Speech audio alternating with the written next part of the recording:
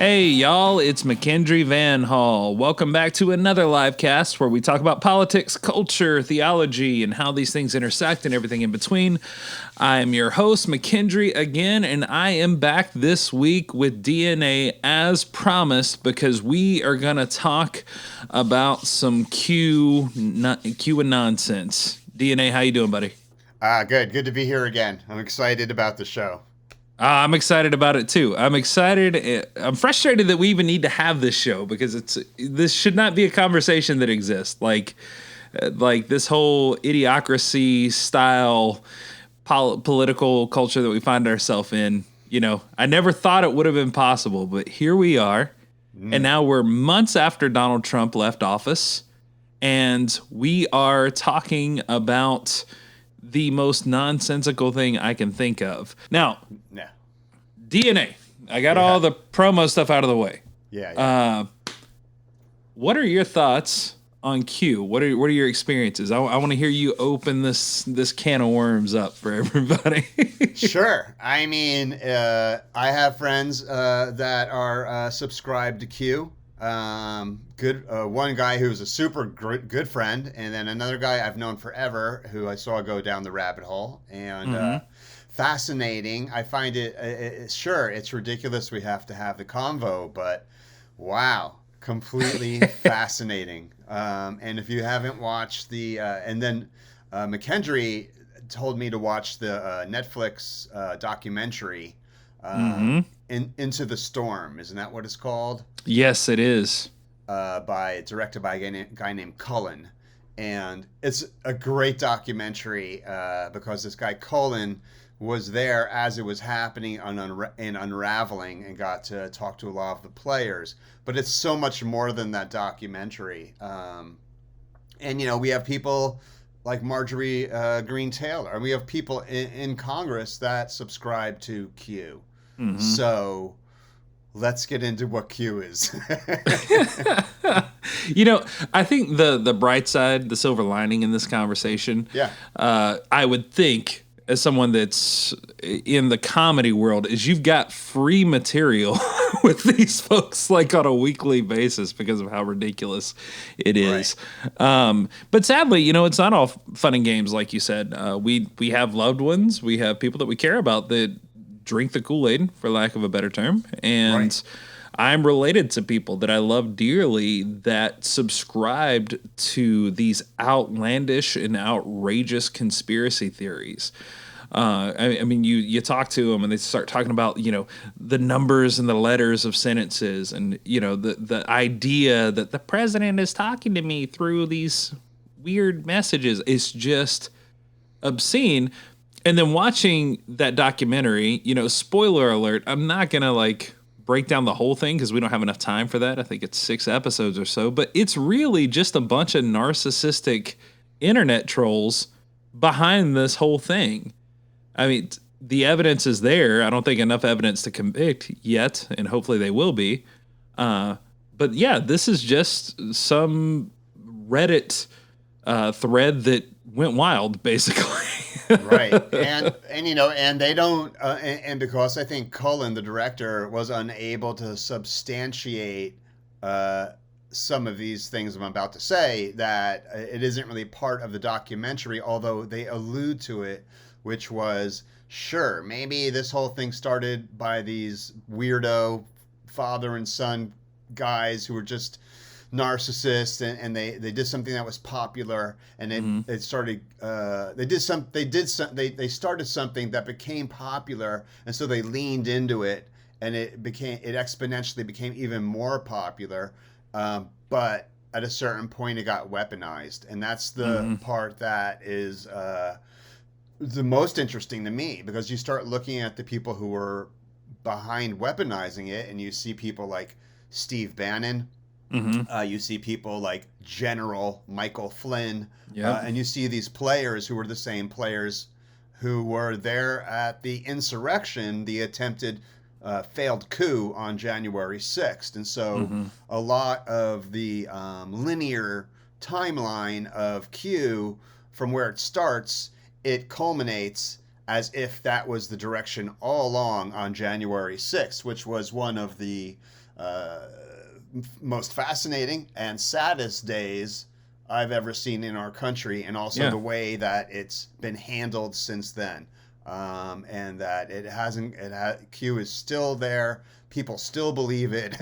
And it's a subversion. It's a perversion of reality. That what you see is not what you see. It's Orwellian to the extreme. Even George Orwell, if he was alive, he'd be like, what the fuck? This is worse than I could have ever imagined. Right? You guys swung for the fence. Wow. Yeah. And we'll keep and I'm sorry, because my mind's going to go in 100 different ways on this, but I want to say at the core of the weaponization of this is that it's based on it's based on racism, keeping people that are not white, minimizing them, marginalizing them, removing their ability to have a voice in a democratic society. That's what it's about. It's about taking people who are not white, not 1%ers, and crushing them into almost a fascist, totalitarian state. Yeah, I mean, we saw flags that memorialized fascism and racism being flown in the Capitol the day of the coup. It's horrific. And what bothers me, in my profession, it's always a thorn in my side, really, is the evangelical, the overwhelming embracing in the evangelical community of QAnon. I've got problems with conservative Christianity that are miles and miles long, but as bad as they are, even prominent evangelical bigots were like, all right, you guys are going too far. And like you guys are, this QAnon nonsense is coming into, the church on the conservative spectrum, and they were losing their jobs because they wouldn't preach these conspiracy theories. And it's to the point that QAnon has become its own religion in a weird way. And to quote my buddy, Dr. Bernie, who is on here frequently, it makes total sense that Christians would be first in line to adopt such a conspiracy theory, because Christianity is kind of a conspiracy theory if you think about it. Like, if you believe that death, disease, destruction, war, violence, all of these things came into the world because a couple of naked people in the woods ate an apple, then you could believe anything. So QAnon says it's not that far of a jump if you think about it. So it's frustrating. I mean, there's so many layers to this, but why don't politicians say, hey, you know what we're going to do? We're going to take away your student debt. And not only that, we're going to let everyone in this country have free access to free, excellent education. It's because the government, to stay in control, doesn't want people to have critical thought.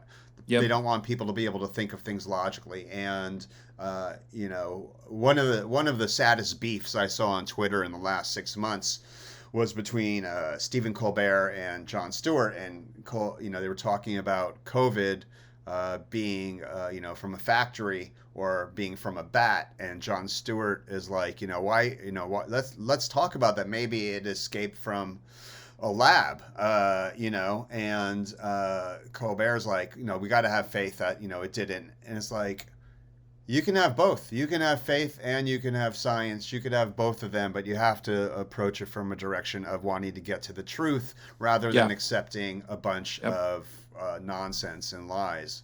Absolutely. It's so amazing to me that the number one thing that I've learned, like watching, the last 5 years unfold, is whatever, and look, if you identify as a Republican and you're watching this, or you identify as a Democrat, you're both fools. You're neither one of those. You're not a team player. You're not part of that elite. You can't go into the management office and go like, I got some ideas for the team. Okay, you just want to pitch it at Friday's meeting. Yeah, you're not going to get on the field and call play. You can wear the red, you can wear the blue, but you're not part of the team. Okay, so we're talking about something that's more about survival of the species. I mean, what's at stake is everything, but the Democrat or the Republicans' main thing over the last 5 years is what they accuse people of is what they're actually doing. You know, so like it's such an obvious tactic, but you know, when you see like them talking about, you know, the Hollywood elite, this is a big part of Q. The Hollywood elite, you know, there was a bunch of cannibalistic pedophiles who were involved in sex trafficking, Satanism, you know, and it's like, well, when I see politicians like leaving all these children without parents at the border, or not like, why aren't any politicians like, let's feed every child in America, let's take care of our children? Like you're throwing kids to the wolves by what you're doing. But it's so much, you know, people get caught up on the finger that's pointing at Tom Hanks. Tom Hanks, for God's sakes, is a national treasure. I mean, it may not be a smart man, but come on, man. My QAnon buddy, who I hung out with extensively in the last couple of weeks, was telling me that these Hollywood elites, what they do is they steal these children and they grind them up so they can ingest their endocrine. And I'm like, God. Man, you know, it's like, and again, you know, I want to go back to what I originally said. Well, at the core of all this is racism and, you know, a strong bent of anti-Semitism. Because the thing about grinding up children and eating their blood, that's like 101 anti-Semitism. That's that's the same stuff they've been saying about Jews in, you know, these conspiracy theories forever. And so maybe because I was raised Orthodox Jew, that my Jewy sense tingles whenever I hear these theories and be like, man, you're just reiterating stuff that, you know, and also it's like, this isn't stuff anyone thought of, like individually. This is stuff they heard. Yep. Whether it's Fox News or whatever website they went to, you know. Yep. And it just is, you know, I mean, so MaKendree, like in your family, you have people in Q or subscribe to Q. How did you see it happening? Yeah, I kind of saw this develop over the course of a couple of years, and it just they just went further and further down the rabbit hole. And it was hard. There was no rescuing them. And then when you would try to talk to them about this and present factual evidence that they are completely wrong and that their statements are 100% erroneous, they would always say things like, well, I'm entitled to my opinion and you're entitled to yours.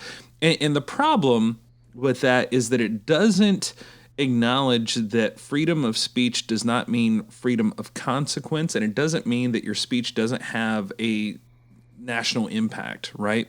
Like we saw the aftermath of unbridled free speech that accepts hate speech as well and accepts intolerance and bigotry and all of that. We saw that on January 6th. And I think one of the things I like about that documentary, Into the Storm, was one of the characters who started off, you know, as a key player in the development of the Q movement, started to question himself, because the whole reason he started this one forum where a lot of Qmers, as you would call them, gathered and spread their nonsense. The whole idea that he had was that you should have total free speech. And he was very passionate about that. And then by the end of the documentary, you see him say, you know, I'm not sure that was the best idea.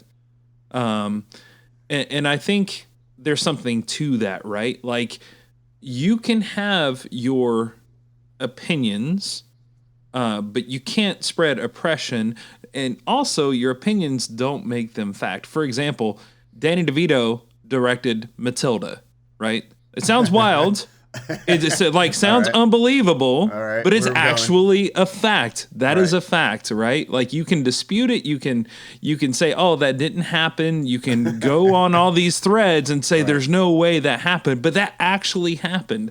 So did the coronavirus come from a bat or a pangolin? Yeah, probably. You know, it might sound wild. It might sound like, you know, it's crazy, but it's actually fact. You're entitled to your own opinions, but you're not entitled to, you know, just shrug off factual information. And so when we find out that these conspiracy theorists are full of shit, you can have the opinion that they're not. Doesn't make it true. You know, I don't know if that makes sense what I'm saying right now, but well, yeah. I mean, sure. I mean, you know, it's and also if you look, maybe you're a natural born leader, maybe you have charisma, maybe you're just good at ideas, and people are attracted to that, and so you start building, you know, a group or a congregation or you know, amassing followers. But when it leads to the purge. You know, when it leads to something that's beyond the scope of what you ever thought it would be, I think that's what that guy in the documentary was like. This went way beyond what I ever intended it to be. He intended it, I believe, you know, and I don't know this person only from this documentary. It was kind of like a lark. It was like, hey, this is gaining some steam. I'm getting popular. Popularity's very addictive, also because he seemed like a guy that probably... This was his only time he was ever popular. Probably. And so he was he was drunk with the power of that, but had no idea where it would lead to. You know, I did a comedy show. I produced comedy shows. I put on shows. I've been putting on shows since 8 years old. It's just, I can't stop. And so it's a thing that I do. And, you know, when I was 8, if we had a gathering at the house, I'd invite everybody into the basement to watch my show, and I charged like $3. And now, you know, 51 years later, I charge $10. So I've really come a long way, right?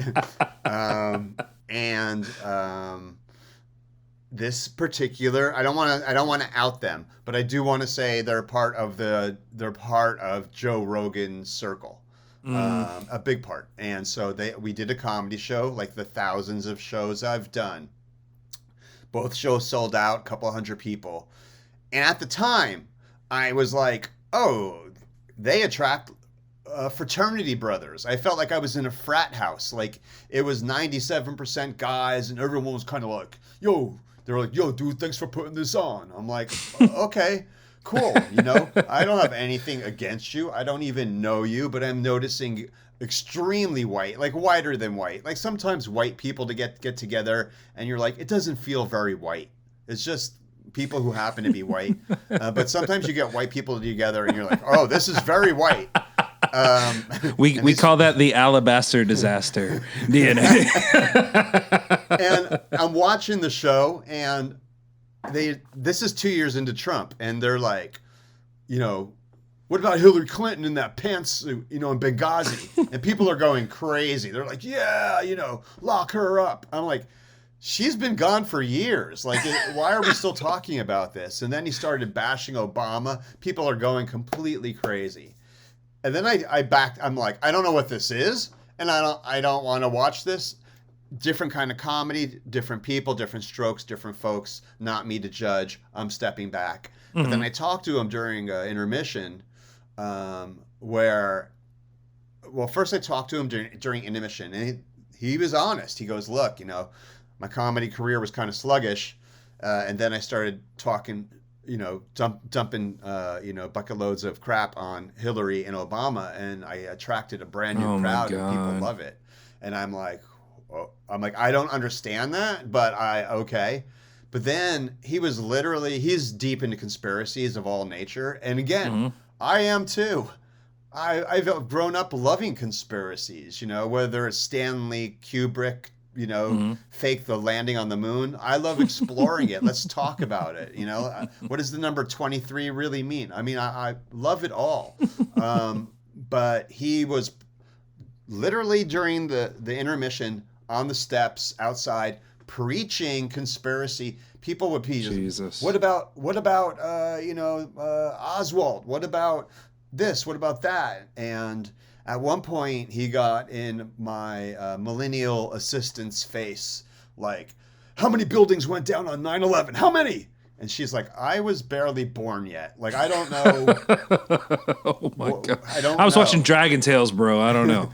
Right. And so it was so strange. And then months afterwards is when I started hearing about Q. And I was like, oh my God. It was a Q rally. I had no idea. I didn't get it. I didn't understand the fomenting of it yet, but it was already in progress. People were subscribing to this. It was conspiracies, but at the heart of it was Hillary, Obama, Democrats, Hollywood. And why? Why do those things become the heart? And then you peel away those layers, and it's racism, it's anti-Semitism. Yep. But why 100%. those layers? And one thing I came up with was, October 2016, 17 intelligence agencies, and I didn't even know we had 17 intelligence agencies, collaborated on a statement. They've never, ever all agreed on anything. The FBI and the CIA never come to terms.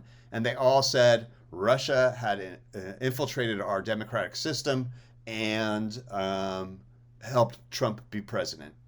And that was a big calling card. And then when Trump got in office, he, fired anyone that was investigating that, and opened the floodgates not only to Russia and to China and to Saudi Arabia, but anyone that could just come into our country and spread disinformation.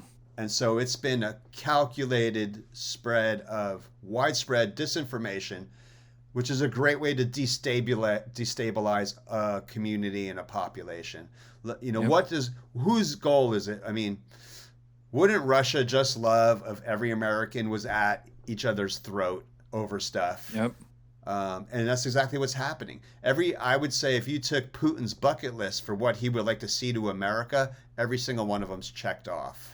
Yep. And then why does Bannon and Flynn and Roger Stone, why do they work hand in hand with all of this kind of disinformation program and propaganda? I thought about that too, because for all their faults, I don't necessarily think they buy into this stuff. I think they preach it because it gives them a platform. It gives them an audience, like we were talking about. Like, they've capitalized on America's lack of education for decades. And then what they've also done is they've used racism and sexism and homophobia and all these things. And like you said, if you peel back the layers, that's what this is. And I think conspiracy theory is an outlet for people to express those toxic ideals without them having to just come out and say publicly that they're racist or that they're sexist or that they're homophobic. Like, what they can do is they can wear this as a mask over that, and they can say, oh, this is just my opinion. So they can use conspiracy theory to hide, or at least attempt to hide, their blatant bigotry.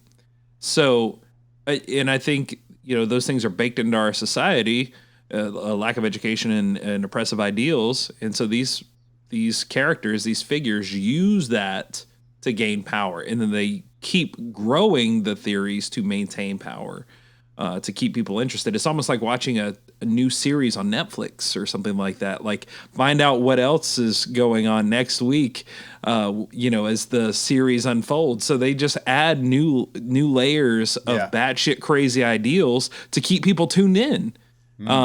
It's maniacal, but it's brilliant. You can't take away that. I mean, it certainly is. And you can see from, if you look at 1960, I don't know, what was it, 9, the Democratic National Convention, it's been widely documented and written about that 1 out of every 4 protesters was an undercover agent.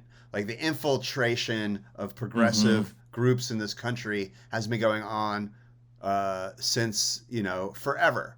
Yep. Now, I personally, I want to say one thing because I know people who watch this. I think that, and I don't know this for a fact. Like Danny DeVito directed Matilda. I don't know. This is not that kind of a fact, but I would.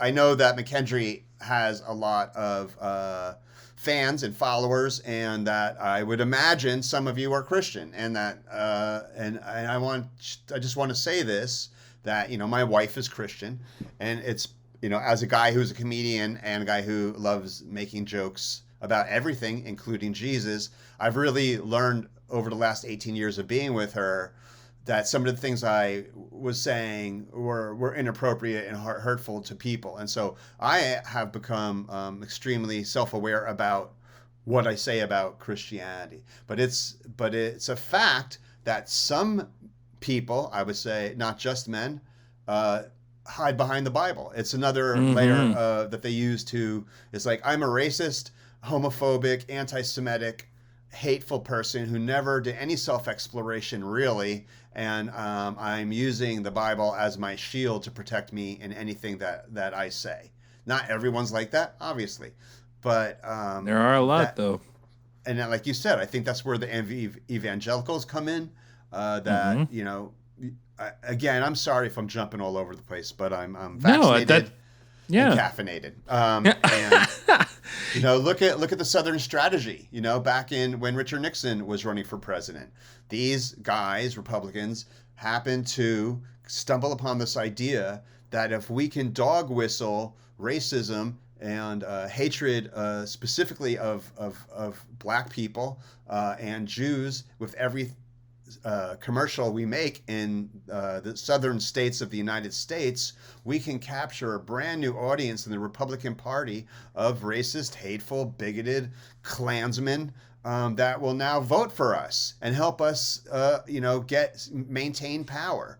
And so, and again, my point about the Democrat convention and the Southern strategy is that was, 60 years ago.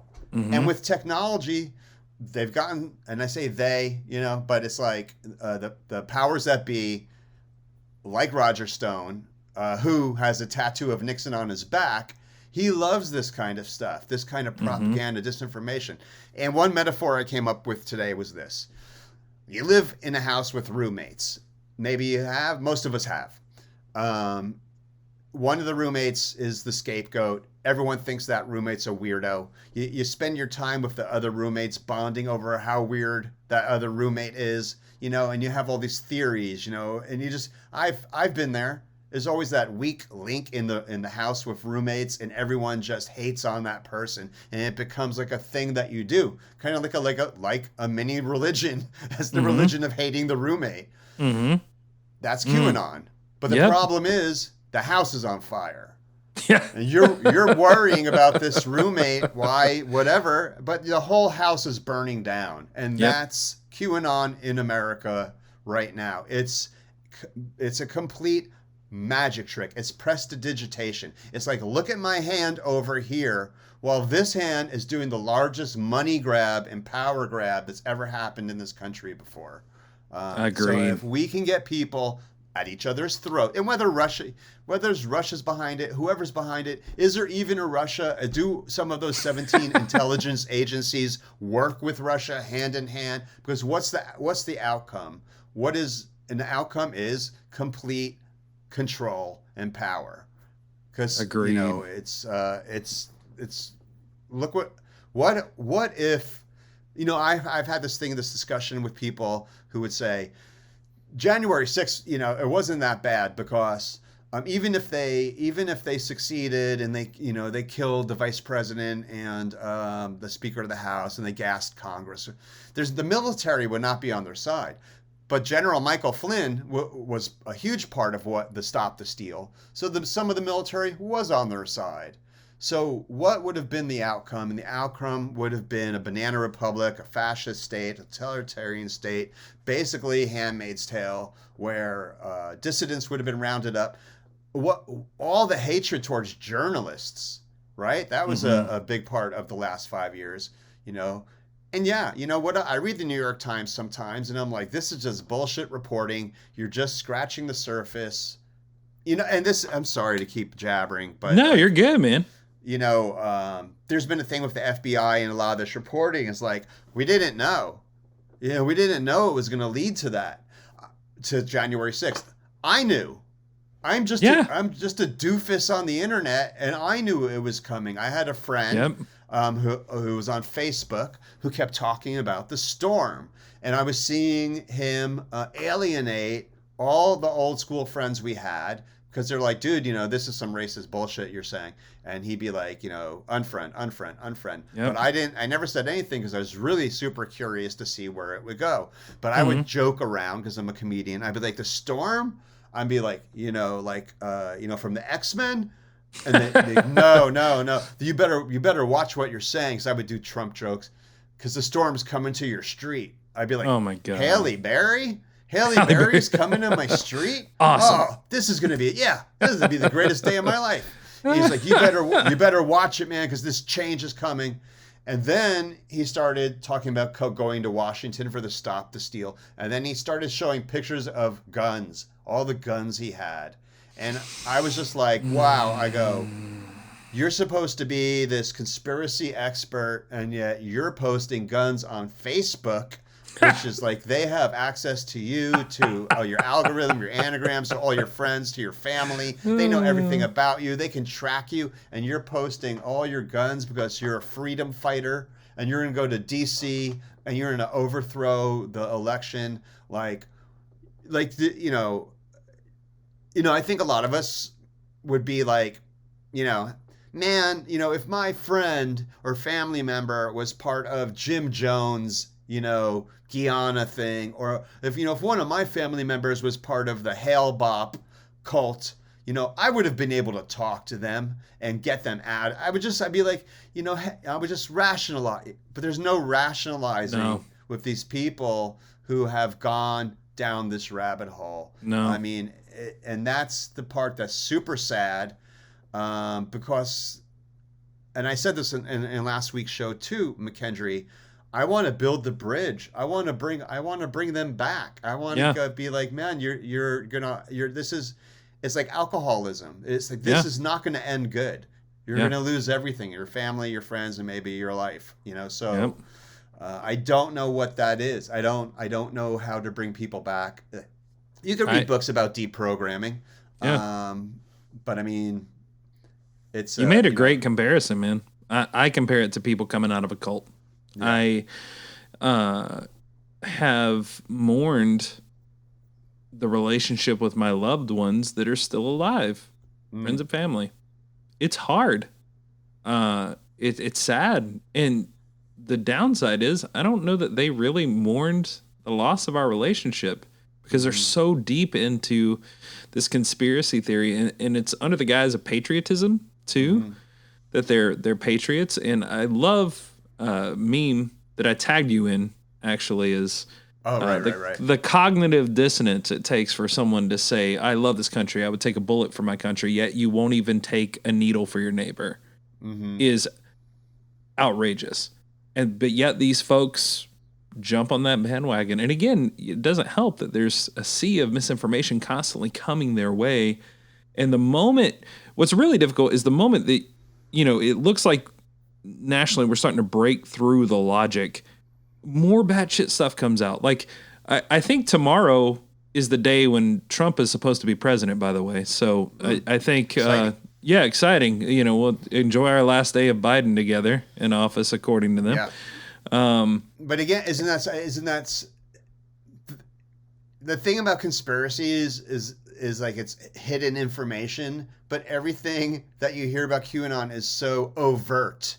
Like, we've all heard the cult leader who's like, the world's going to end on August 5th or whatever. And then it doesn't. And they're like October 11th. And then it doesn't. They're like, January. It's just, they move the goal line. Yeah. Stereotypical, out of the playbook. Yeah. It's like, how could you not see what's so obvious that you're just being played? Yep. It's maybe one day they'll wake up. I don't know. Until then, I think we've got to come up with a better strategy in dealing with these figureheads that are pumping this kind of batshit nonsense into society. I like what Bill Burr said, man. Speaking of comedians, where years ago he was like, you know what? Everybody needs, the government needs to require that we all conceal chloroform rags on us. And then the moment you see that nut job stand up on the street corner, it's just on you. You know, like if you're nearby, just take the rag, take them out. You know, don't hurt them. Just go to sleep. Go to sleep. Oh yeah. I mean, and then and also if we're looking at coping mechanisms to get through this terrible time, is the best thing you can do. And I'm talking to MaKendree, but as well as everybody who's watching, is arm yourself with knowledge. Yep. Keep, I mean, come up with your, that, all right, if someone's deep into the rabbit hole, they're not going to be able to, they may not listen to you on any level, but there's nothing wrong with giving them the truth. And so, if it's like Trump was, his office was spied on from the very beginning by the left, and they never gave him a chance. Well, real quick is that, Paul Manafort, who got a pardon, he was he never let our government know that he was actually working for Putin and had been working for Putin, and his job was destabilizing the Ukraine because Putin's one of his main exports is the pipeline, the gas pipeline, which goes through Crimea, and so. The more that you can move Ukraine away from being a democracy, then the more Putin can control and maybe do a land grab and take Ukraine back and control his assets with the gas he sells to the rest of Europe. And Manafort was heavily involved in that and never said that he was involved in that. So our government was already looking at him as a double agent. And what happened? He becomes Trump's campaign manager. So Trump is being looked at because the people he keeps hiring are working for other countries. Of course he's being watched. So of course he's being watched. And my gosh. It's like those kinds of things. And I want to recommend, because there is so much knowledge out there, where do you look? What do you read? I highly recommend a guy on Twitter, although he has a bunch of books out. His name is Seth Abramson, Abramson, Seth Abramson on Twitter. Genius level meta journalist. He just brings in all the information, assimilates it, and which brings me back to the media. Some of the media does suck. Even CNN, even these main forms of media that people watch, they don't dig deep enough into the story to give us all the information. You have to go to alternative sources like Substack or Twitter. So do your research and then look, keep your heart open, man. It's like my buddy who I've known for 30 years, who's deep into QAnon, I don't want to lose him. I don't want to cut him off. The other guy with the guns on Facebook, it's like, enough, bro. Like, and after January 6th on Facebook, he just started putting pictures up of kittens. Like, all right, that's gonna cover it all up. No one's gonna remember the guns in your 9 months of insanity. Right. I mean, if anything was going to distract, though, let's be honest, it'd be kittens. They are cute. They are cute. Well, DNA, man, it's been a pleasure, and our time's running up. No, it was a blast, and we got to have you on again at some point soon, man. Cool. I periodically, especially for these social issues, I think comedy is a subversive tool that we can use to get through to people. And I don't think the batting average is ever going to be 100% with any methodology, but I think if any method could bring people around, it's laughter.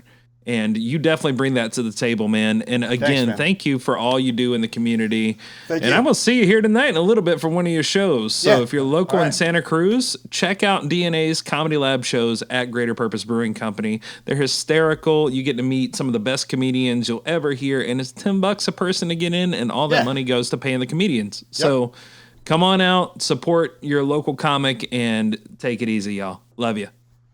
Hey, y'all, MaKendree Van Hall. Thanks so much for tuning in. Don't forget to smash that like button, share this video with your friends, and don't forget to follow our podcast, Rev'd Up Theolitics, available wherever podcasts are also available. Until next week, grace and peace. Love y'all. And now, May the revolution of Jesus go with you wherever it may send you. May it guide you in healing this wasteland and protect you through the storm. May it lead you through this world seeking the justice it demands for you and for others. And may it bring you home preparing to continue love's mission beyond your doors. Grace and justice to you.